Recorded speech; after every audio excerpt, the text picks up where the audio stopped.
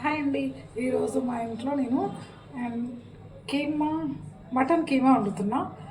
Mutton కీమాకి ముందుగా mutton కీమాని ఇట్లా కడిగి పెట్టుకోవాలి.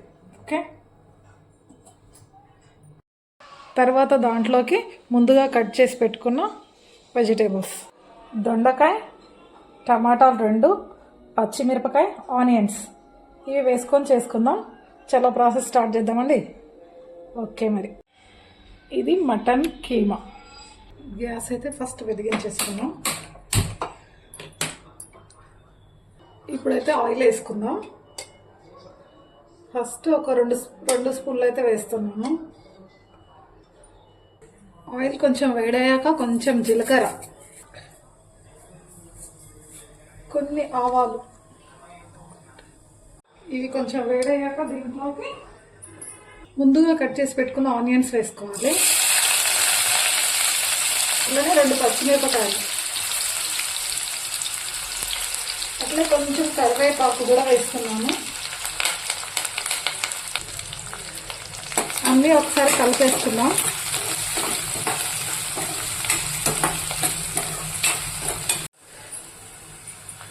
ఇవైతే మంచిగా ఉడికినాయి కదా, కొంచెం అల్లం వెల్లుల్లి పేస్ట్ వేసుకుందాం.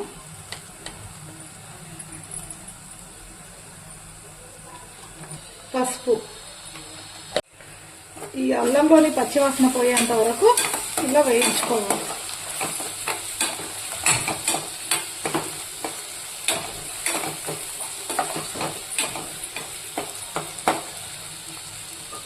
చూసారా, ఇలా వేగాక మనం ముందుగా కడిగి పెట్టుకున్న మటన్ కీమాని దీంట్లో వేసుకోవాలి. ఇలా ఈ మటన్ కీమాని వేసేసుకుందాం. ఇది కూడా ఒకసారి కలిపేసుకోవాలి.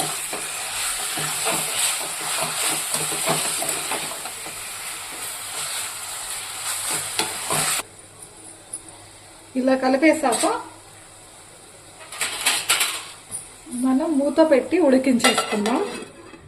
ఓకేనా, ఒకసారి మూత తీసి చూద్దాం. చూస్తే మధ్యలో కలుపుకోవాలి.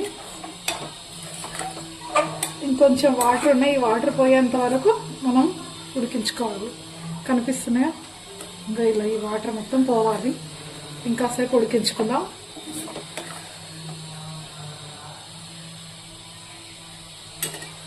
మరొకసారి మూత పెట్టి ఉడికించేసుకుందాం. ఇది ఇలా ఉడుకుతున్నప్పుడే దీంట్లో మనం కొంచెం బగారాకు, ఏంటిది, చెక్క, ఇలాచి, యాలక్కాయ ఇలా వేసుకోండి. టేస్ట్ అయితే చాలా బాగుంటుంది. పోపులో కూడా వేసుకోవచ్చు, మీ ఇష్టం, ఎలా అయినా వేసుకోవచ్చు. నేనైతే ఇట్లా వేస్తాను.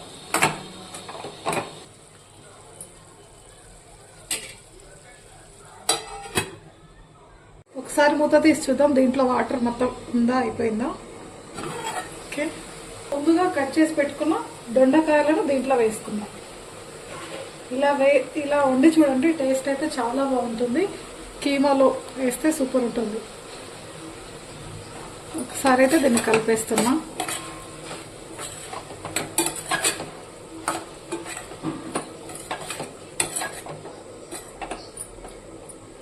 ఇలా ఈ దొండకాయలు కూడా కొంచెం ఉడుకుతాయి.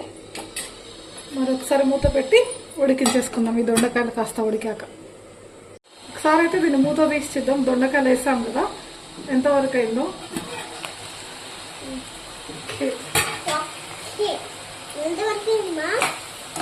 కలుపుదాం,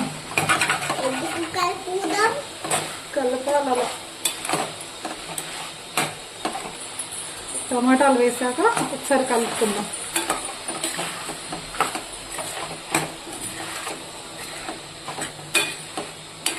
మూత పెట్టి ఉడికించేసుకుందాం. ఒకసారి మూత తీసి చూద్దాం దొండకాయలు ఉడికినాయని. సరే, వేసారి అయితే మొత్తం అయిపోయింది. దీంట్లో ఇప్పుడు మనం కారం వేసుకుందాం. 2 స్పూన్ల కారం వేసుకోవాలి అండ్ 1½ సాల్ట్. కారం వీడియో మిస్ అయింది. కారం వేసి ఇలా వాటర్ వేసి ఉడికించుకోవాలి.